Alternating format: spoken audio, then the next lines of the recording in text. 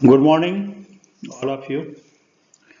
अभी हम लोग लर्निंग पढ़ रहे हैं इथोलॉजी या एनिमल बिहेवियर में, और आज हम उसका लास्ट पार्ट पढ़ेंगे, दैट इज रेस्ट्रिक्टेड लर्निंग। हमने जब किया था इस लर्निंग को पढ़ना, जो पहले वाले पार्ट में, तो आपको बताया था कि there are two kinds of learning. One is flexible, मतलब जो लचीली परिवर्तनशील होती है, और समय के साथ क्या होता है कि इसमें परिवर्तन होता है या परिवर्तन संभव है कि वो लर्निंग खत्म हो जाए, एक्वायर किया जाए, पुनः एक्वायर किया जाए, इसमें थोड़ा मॉडिफिकेशन हो जाए, बदलाव हो जाए। तो इस प्रकार की लर्निंग हम पढ़ चुके। अब ये वाला जो रेस्ट्रिक्टेड लर्निंग है ये पढ़ना है। रेस्ट्रिक्टेड के साथ क्या होता है कि इस प्रकार की का जो अधिगम है ये समय के साथ आमतौर पर बदलता नहीं है, जैसे इम्प्रिंटिंग है या रीजनिंग है, इनसाइट है।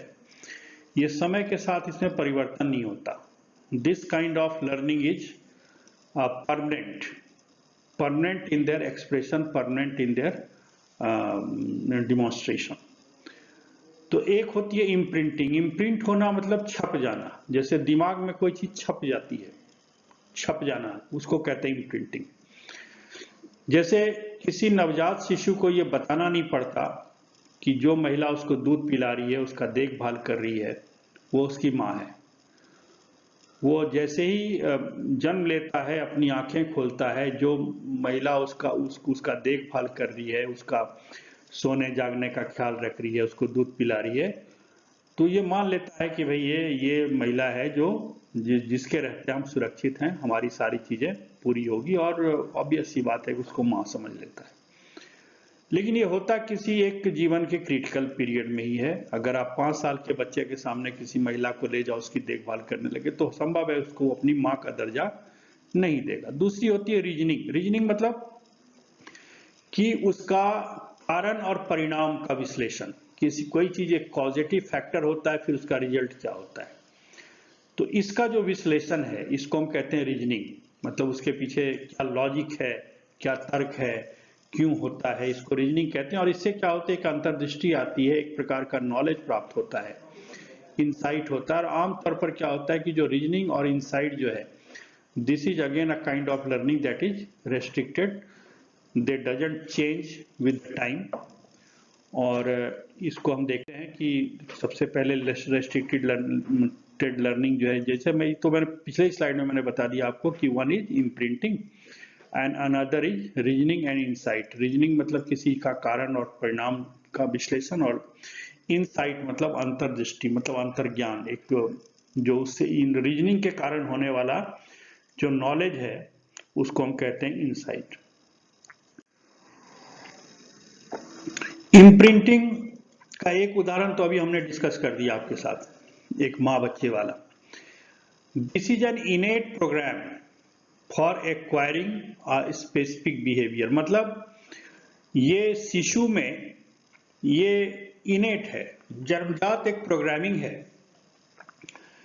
कि जिस महिला को वो दूध पिलाते हुए देखेगा या अपनी देखभाल करते हुए देखेगा जन्म के समय, उसको अपनी माँ मान लेगा। मतलब this is a programming that is embedded in the neural circuit of the brain from the birth itself. जन्म के लेते के साथ उसको ये चीज उसके दिमाग में अंकित होती है, और इसीलिए जिसको भी देखता है वो इम्प्रिंट हो जाता है कि this lady is his mother. और कोई पिता उसकी देखभाल कर रहा है, तो पिता के लिए इम्प्रिंटिंग तो फिर भी थोड़ा समय होता है, लेकिन जो माँ की इम्प्रिंटिंग होती है वो जन्म के 1 आध महीने के अंदर ही हो जाता है। और इसके लिए क्या होता है कि this requires an appropriate stimulus. यहाँ साइन स्टिमुलस है या टच स्टिमुलस है, कि माँ के शरीर से, माँ के स्तन से, उसकी गोद में जब उसके शरीर का स्पर्श पाता है शिशु, तो उसको लगता है कि ये मेरी माँ है। तो एक स्पर्श से स्टिमुलस मिलता है, या जिसको देखता है कि वो लेडी उसका सब ध्यान रख रही है। हालांकि उसको ज़्यादा चीज़ें पता नहीं होती, कुछ समझता नहीं है, बोल नहीं पाता, समझ नहीं पाता, लेकिन फिर भी उसको अपनी माँ को तो पहचानने में उसको कोई परेशानी नहीं होती। कुछ समय के बाद अपने पिता को भी पहचानने में या घर वालों को भी पहचानने में उसको परेशानी नहीं होती, क्योंकि जिन लोगों को आसपास वो देखता है उसको मान लेता है कि इसके अपने हैं। कोई नया आदमी आ जाए तो फिर उसकी गोद में जाने पर रोने लगता है। तो जो अप्रोप्रिएट स्टिमुलस ये है कि बार बार कोई उसके सामने आ रहा है जिसको वो देख रहा है, उसको उसको लाड़ कर रहा है, प्यार कर रहा है, तो उसके प्रति उसमें एक लगाव पैदा हो जाता है। और ये जाहिर सी बात है कि एक जीवन का एक क्रिटिकल पीरियड है। यही अगर 5 साल के बच्चे के साथ हो, 10 साल के बच्चे के साथ हो, तो उस पीरियड में ये इम्प्रिंटिंग की क्रिया नहीं होगी। मतलब ये एक सर्टेन क्रिटिकल पीरियड होता है जिसके दौरान ये क्रिया होती है। एंड वंस एक्वायर्ड, एक बार हो जाने के बाद इस प्रकार का जो व्यवहार होता है वो परिवर्तनशील नहीं होता, उत्क्रमणीय नहीं होता, हिंदी में कहें तो। इसका एक उदाहरण देखिए। एक ग्रे लेग गूज होता है, एक चिड़िया होती है, पानी में रहती है, और ये अपने आसपास भी जो जलाशय हैं इसमें सर्दियों में आती है विंटरिंग के लिए। इसके साथ क्या है कि it will accept any moving object. मतलब जैसे ही अंडे से चूजा निकलता है चिड़िया का, तो चूजा जब निकलता है उसके बाद जिस चीज को भी मूव करता हुआ देखता है ना, वो कोई भी प्राणी, उसको ये अपनी माँ समझ लेता है फॉर लाइफ टाइम। कि पहले 2 दिन में जो चीज इसके सामने मूव कर रही है उसको वो अपनी माँ समझने लगता है। और इसका एक बड़ा इंटरेस्टिंग एग्जाम्पल है जो मैं अगले स्लाइड में आपसे शेयर करूंगा। और अगर उस क्रिटिकल पीरियड के बाद अगर उसकी माँ आ भी जाए तो उसको माँ की तरह नहीं मानता, उसको रिजेक्ट कर देता है। सालमन एक मछली होती है जो आमतौर पर रहती तो समुद्र में है, लेकिन for the purpose of hatching, अंडे देने के लिए वो आ जाती है नदी में। इसको एनाड्रोमस टाइप ऑफ फिश कहते हैं, आपने फिश माइग्रेशन में पढ़ रखा है। और होता क्या है कि जैसे ही वो जो आमतौर पर जो पेरेंट्स मछलियां होती हैं वो तो अंडे देने के बाद फिर वो जीवित ज्यादा दिन तक नहीं रहती। उनके जो अंडे से जो फिंगरलिंग या फ्राइज वगैरह, फिंगरलिंग जो निकलते हैं ना अंडे से, मछलियों का लार्वा मान लीजिए, वो फिर क्या होता है कि वो बड़े होते हैं और बड़े होने के बाद उनको बताना नहीं पड़ता, but they return to their क्या कहते हैं, to the seas for the purpose of feeding. मतलब अपना बाकी का जीवन यापन करने के लिए, भोजन प्राप्त करने के लिए फिर सी में चले जाते हैं, और फिर जब मैटिंग के स्टेज में आते हैं वो, तो फिर से नदी में चले जाते हैं। तो ये एक ढंग का इम्प्रिंटिंग है। आमतौर पर अपने पेरेंट्स को ये देखते हैं या नहीं देखते हैं, लेकिन ये इम्प्रिंटेड होता है। कॉनराड लॉरेंज, ये जो मैंने आपको 3 पायनियर के नाम बताए थे इथोलॉजी में, और he is considered to be the father of this science. मतलब 3 जो जनक हैं इथोलॉजी या जंतु व्यवहारिकी के, उसमें पहला नाम कॉनराड लॉरेंज का आता है, और उन्होंने इम्प्रिंटिंग को सबसे पहले परिभाषित किया था। और उसके ढेर सारे उदाहरण भी बताए थे उन्होंने, बहुत सारी इंटरेस्टिंग घटनाएं उन्होंने बताई थी। और इम्प्रिंटिंग के काम के लिए उन्हें 1973 में नोबेल प्राइज मिला था। तो मैंने आपको बताया भी था शायद कि उनकी एक किताब थी जिसका नाम था किंग सोलोमन रिंग। एक सोलोमन करके एक राजा हुआ करता था मध्य पूर्व के दंत कथाओं में। वो इस्लामी सभ्यता और यहूदी सभ्यता दोनों में वो राजा माना जाता है। तो उसके पास कहते हैं कि एक अंगूठी थी, अंगूठी पहन के वो जानवरों की आवाज समझ लेता था। तो इसीलिए किंग कॉनराड लॉरेंज ने उसका नाम रखा अपनी किताब का किंग सोलोमन्स रिंग। उसमें उन्होंने जिक्र किया कि एक बार इस ग्रे लेग गूज, देखिए ग्रे लेग गूज है ये जो तैरती हुई जा रही है, ग्रे लेग गूज के कुछ अंडे बिखरे हुए थे। उन्होंने क्या किया, उन अंडों को ला करके इनक्यूबेटर में रख दिया। आमतौर पर तो माँ जो है अपने किसी पक्षी को, मुर्गे को या इस तरह के गीज वगैरह को देखेंगे कि वो अपने अंडे का इंक्यूबेशन कैसे करता है, अंडों के ऊपर माँ बैठ जाती है, और उसके शरीर के गर्मी से क्या होता है कि अंडों में प्रस्फुटन होता है। लेकिन यहाँ इन्होंने क्या किया कि इंक्यूबेटर में रख दिया। फिर जब इंक्यूबेटर खोला ना, तो देखा कि सारे के सारे बच्चे जो है इनके पीछे जाने लग गए। दूसरी बात, डेलिबरेटली इन्होंने ये किया कि जो अंडे का पूरा क्लच था, जितने अंडे उसकी मादा ने दिया था, उसमें से आधे अंडे को इंक्यूबेटर में रखा, आधे अंडे को माँ के पास छोड़ दिया। जो अंडे माँ के पास थे इंक्यूबेशन या उष्मायन के लिए, वो प्रस्फुटित होने के बाद माँ को पहले चलते हुए देखा तो माँ के पीछे चले गए। जो इंक्यूबेटर से निकले थे, इन्होंने कॉनराड लॉरेंज को देखा तो इसके पीछे चलने लगे। आप देख रहे हो कि ये कॉनराड लॉरेंज जा रहे हैं, इसके पीछे पूरे सारे के सारे ये ग्रे लेग गूज जो हैं इसको अपनी मदर मानते हुए चल रहे हैं। उन्होंने बहुत सारे इंटरेस्टिंग एग्जाम्पल बताए थे। जैक डॉस करके चिड़िया होती है, इसमें क्या होता है, सेक्सुअल इम्प्रिंटिंग भी होता है। मतलब अपने पार्टनर को देख करके, एक सेक्सुअल पार्टनर को पहचानना, उसके साथ कोर्टशिप करने का भी एक क्रिटिकल पीरियड होता है। और उस क्रिटिकल पीरियड में अगर एक्चुअल मेल की बजाय ये कॉनराड लॉरेंज वहां पर थे तो उसको उसके साथ इसकी कोर्टशिप करने लग गया। वो जैक डॉज नाम की चिड़िया थी जो थी, इन्होंने मुखौटा वगैरह पहन लिया था जैक डॉज का। और जो दूसरी जो नर चिड़िया होती थी जैक डॉज की, वो क्या करती थी कि कुछ अपने मुंह में जो भी मकोड़े वगैरह लाती थी इनके मुंह में डालने की कोशिश करती थी। So this thing is imprinting, ठीक है। तो इम्प्रिंटिंग जो है ये देखिए, एक बड़ी सी गीज है जो ग्रे लेग गीज है, ये इसके जो शिशु होते हैं वो अपनी माँ को फॉलो करते हैं। प्रॉक्सिमेट काउस क्या है, मतलब तात्कालिक रीजन क्या है कि during the critical development stage the young geese observe their mother moving away from them and calling. Young stage में जो शिशु होते हैं अपनी माँ को चलते हुए देखते हैं और इसलिए उसके पीछे पीछे उस चलने लगते हैं, क्योंकि उनको लगता है कि यही इनका मार्गदर्शक है या रक्षक है या प्रोटेक्टर है, जो भी है।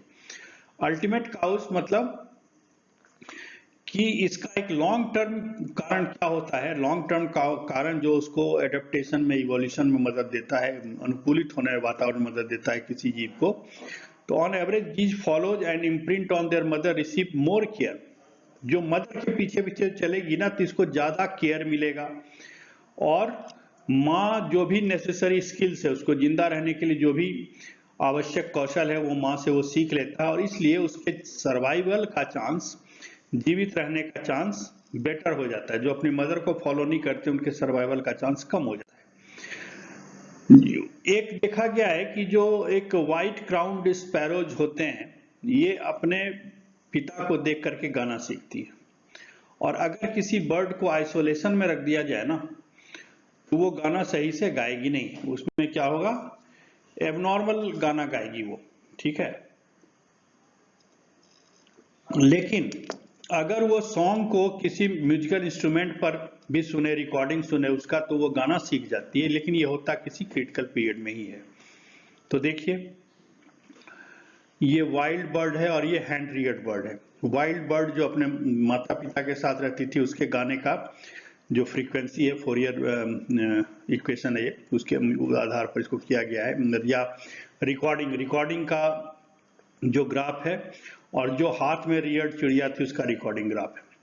ये अक्सर देखा गया है कि जो जूज वगैरह में, जो जहां चिड़ियाघर होता है, जहां आमतौर पर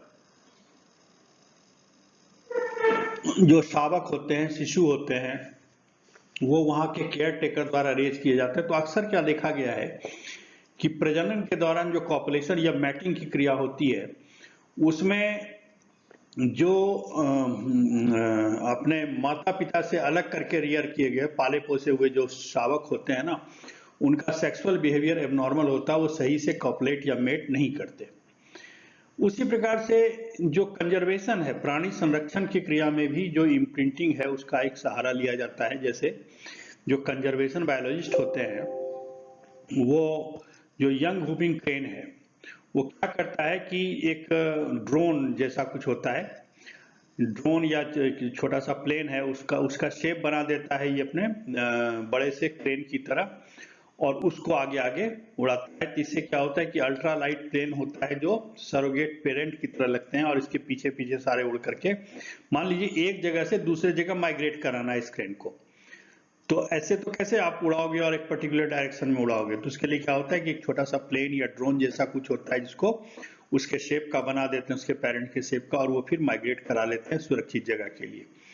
जो क्रेन के हैंडलर होते हैं वो क्या करते हैं, स्पेशल सूट पहनते हैं जिससे कि ह्यूमन से इम्प्रिंटिंग नहीं हो जाए इसकी, ठीक है। तो these are some of the steps that are taken to conserve some species of birds. फिर इम्प्रिंटिंग के साथ सोशल बिहेवियर है कि जैसे बॉली ने सजेस्ट किया कि 18 महीने से लेकर 3 साल तक का जो पीरियड होता है ह्यूमन चाइल्ड के लिए बड़ा सेंसिटिव होता है। और उस समय अगर उसको माता पिता का प्यार ढंग से नहीं मिलता, अफेक्शन नहीं मिलता, केयर नहीं मिलता, या मान लीजिए कि किसी ऐसे घर में पैदा हो गया जहाँ की माँ बाप दोनों ही बच्चे का केयर नहीं कर रहे हैं या आपस में बहुत झगड़ा लड़ाई कर रहे हैं, घर का माहौल सही नहीं है, बच्चे को देखने का माँ बाप में से किसी के पास टाइम नहीं है, इस तरह के माहौल में जब बच्चा पलता है जहाँ प्यार और अफेक्शन नहीं दिखाई पड़ता, तो there is increased risk of psychological disturbance, यानी कि मानसिक परेशानी या मानसिक बीमारी की संभावनाएं ज़्यादा बढ़ जाती हैं। एक्चुअली ह्यूमन साइकोलॉजी का स्टडी है, ये 1969 में बताया गया था। और इसीलिए कहा जाता है कि जो एनिमल आइसोलेशन में यानी दूसरे जंतुओं से अलग रियर किए जाते हैं, उसमें एबनॉर्मल बिहेवियर होने की संभावना बढ़ जाती है। जैसे अभी आपको मैंने दो उदाहरण बताए, एक स्पैरो के गाने का और दूसरा कि जो सेक्सुअल बिहेवियर होता है, लैंगिक व्यवहार होता है जू में जो एनिमल रियर किए जाते हैं, पाले पोसे जाते हैं। इम्प्रिंटिंग, फिलियल इम्प्रिंटिंग तो वही हुआ जैसे शिशु ने अपने माँ बाप को पहचाना। सेक्सुअल इम्प्रिंटिंग एक जीवन का वो भी काल होता है जब अपने सेक्सुअल पार्टनर को पहचानते हैं। दूसरा वॉइस इम्प्रिंटिंग, आपने देखा होगा। फिर फूड इम्प्रिंटिंग, कि हर आदमी में क्या होता है कि एक कहते हैं उसको गैस्ट्रोनोमिक शॉविनिज्म कहते हैं, कि साउथ इंडियन है तो उसको जाहिर सी बात है इडली डोसा ही पसंद आएगा।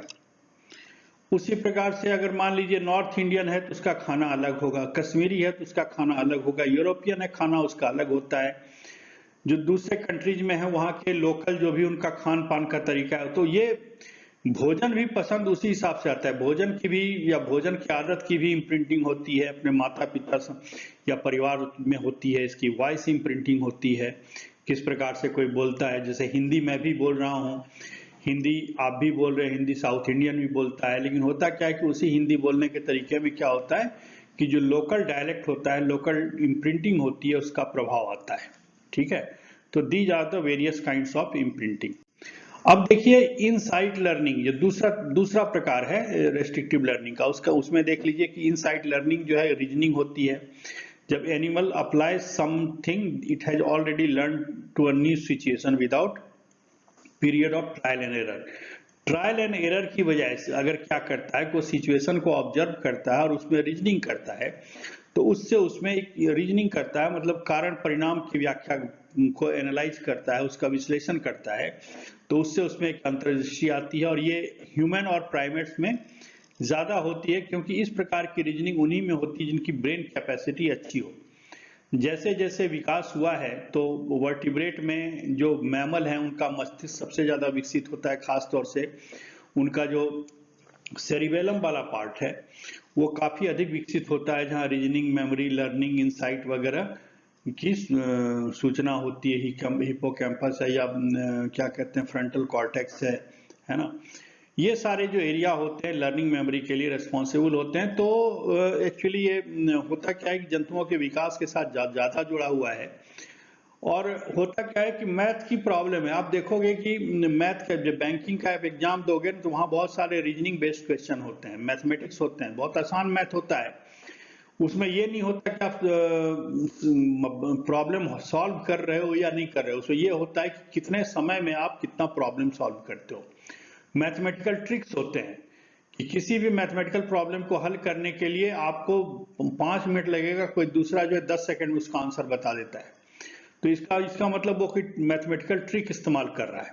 तो ये जो ट्रिक जो है वो उसी को हम कहते हैं इंसाइट, अंतर्दृष्टि कहते हैं। और ये ability to do something right at the first time, ये पहली बार इसको करने की एक एबिलिटी पैदा होती है। ये कोई ट्रायल एंड एरर द्वारा नहीं होता जो एसोसिएटिव लर्निंग हमने देखा था। इसमें क्या होता है, रीजनिंग एबिलिटी चाहिए कि उसमें कारण और परिणाम की व्याख्या करने की क्षमता चाहिए, कारण और परिणाम को समझने की जरूरत है कि प्रॉब्लम देख करके उसका हल कैसे निकाला जाए, सही हल कैसे निकाला जाए, इसकी व्याख्या करनी चाहिए। और इसका एक उदाहरण मैंने आपको पहले बताया था कि एक किसी बंदर को कैसे इंसाइट हुआ तो इसने बनाना खाने की एक विधा निकाल ली।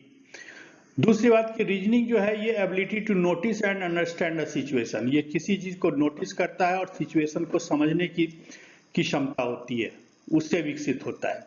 तो reasoning means the process of thinking about something in intelligent, analysing and sensible way. मतलब एक बुद्धिमत्तापूर्ण ढंग से, विश्लेषणात्मक रूप से और सेंसिबल वे में, मतलब एक क्या कहिए कि अपनी समझ के साथ, समझबूझ के साथ उसको करने का जो तरीका होता है, उससे जो एक डिसीजन या ओपिनियन फॉर्म होता है, उसको हम रीजनिंग कहते हैं। और इससे कॉम्प्लेक्स प्रॉब्लम सॉल्व किए जाते हैं। जितने भी वैज्ञानिक आविष्कार होते हैं सारे इंसाइट और रीजनिंग से ही होते हैं। ये क्या होता है कि इस प्रकार का व्यवहार जो हायर एनिमल्स हैं उसमें ज्यादा पाए जाते हैं इन टर्म्स ऑफ इवोल्यूशन, और खास तौर से जो स्पेशली प्राइमेट्स वगैरह में ज्यादा देखेंगे। आप देखिए कि ये जो है, ये प्रोटोजोआ है, ये स्पंज है, यहाँ पर जेलीफिश है, फ्लैटवर्म, मतलब ये इवोल्यूशन का चेन इधर जा रहा है। सबसे टॉप में कौन से होते हैं? मैमल होते हैं ना। अब यहाँ देखिए कि ऐसे बिहेवियर जो लर्न किए जाते हैं इसमें कितने हैं, और ऐसे बिहेवियर जो जन्मजात होते हैं। तो जैसे जैसे मतलब विकास क्रम बढ़ता गया है, वैसे वैसे जन्मजात व्यवहार का जो मैग्नीट्यूड है वो कम हो रहा है, और जो लर्न व्यवहार है उसका मैग्नीट्यूड ज्यादा हो रहा है। ये पहले ही बता चुका हूं कि इवोल्यूशन के साथ साथ जो लर्निंग वाला बिहेवियर है, वो पूरे जो अधिगम व्यवहार है उसमें लर्निंग वाला पार्ट जो होता है वो इवोल्यूशन के साथ साथ बढ़ता रहता है। मतलब जानवर जितना इवॉल्व होगा उतनी ही चीज वो लर्न करके सीख करके अपने जीवन में उतारने का प्रयास करेगा। और इसी के साथ ये चैप्टर आपका खत्म होता है। Thank you very much.